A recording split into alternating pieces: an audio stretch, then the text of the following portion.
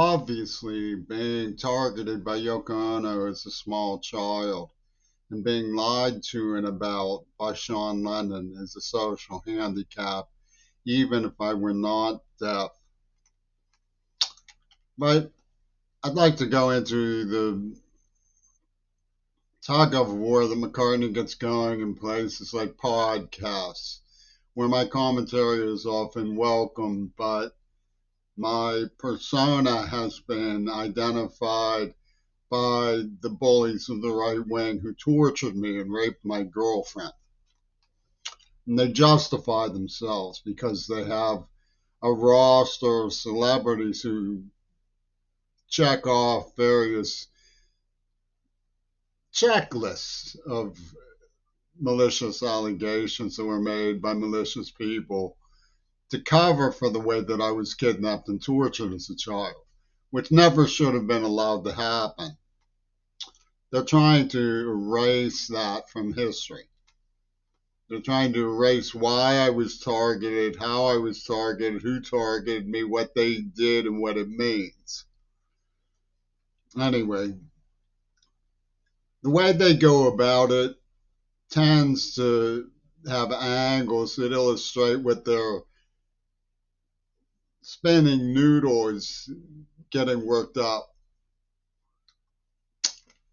They have celebrities that they escalate into play.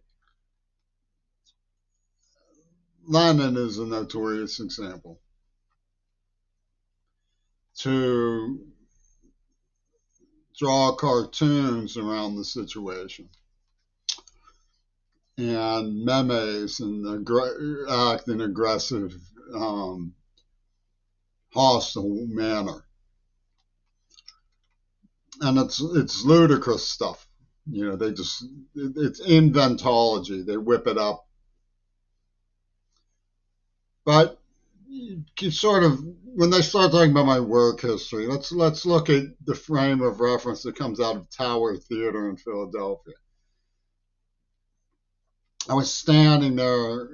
King Crimson was playing the Discipline tour, waiting for the concert to start.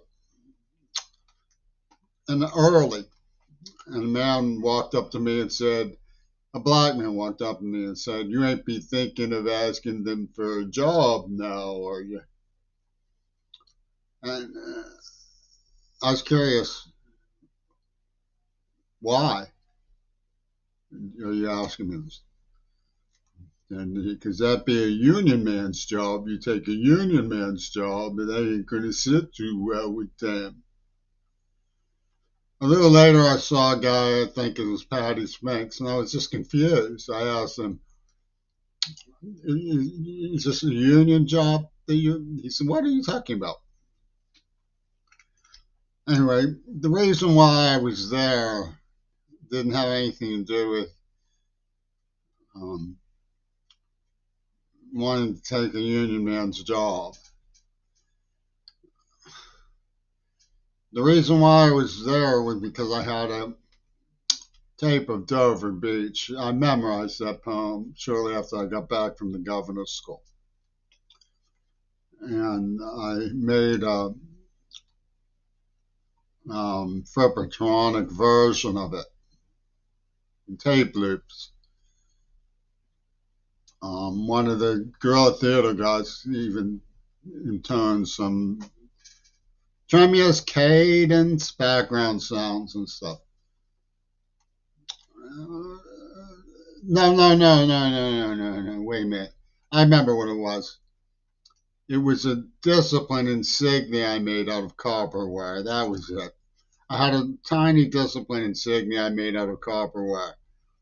I just wanted to give it to the maestro. It was a friendship gift. And a man came up to me and he said, "Do you need to see somebody?" I said, "I wanted to give this to Robert Fripp." He said, "Oh, that's nice. I'll give that to him for you." I said, "Fine." You know, he was a black man also. So,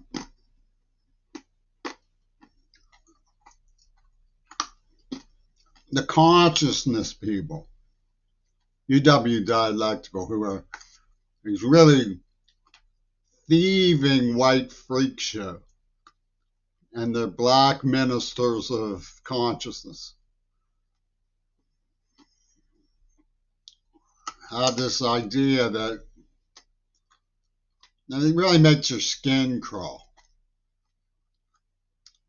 That somehow this stuff was spiritual property of theirs. I mean, really eerie ideas about what would have happened there.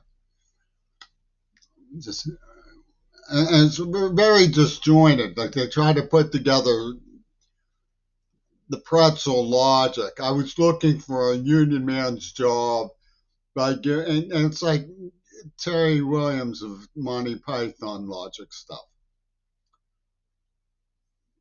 Therefore, I weigh the same as a duck, and I'm made out of wood, you know.